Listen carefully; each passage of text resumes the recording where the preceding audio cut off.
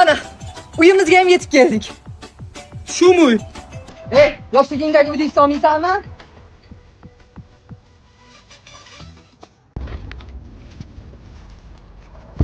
Keldingmi qizim?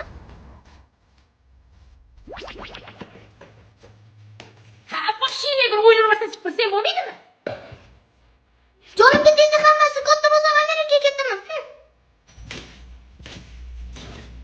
O'yinchani mana tushiraqa. Qachon katta bo'lib Amerikaga ketarkanman? Endi tanidim.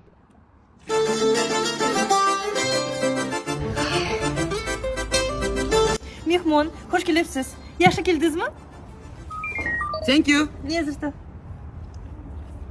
Ana osh tayyor. Ina boshlang. Qoshiq yo'qmi? Qanaqa qo'shiq? Mayli telba denglar, kerak emas shahlo ko'zlaring. Shumi? Qoshiq poshiqcha yo'q boka. Mana bunday olib, bismillah deb solasiz.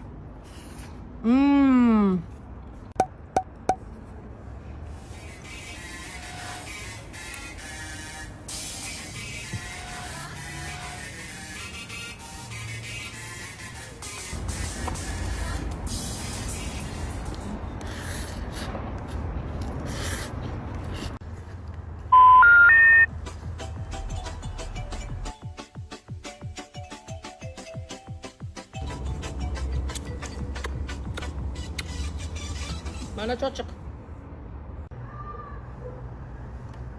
Rahmat, spasibo, thank you. Sen ko'pinki o'tmaydi. Turishpa. Nixuya.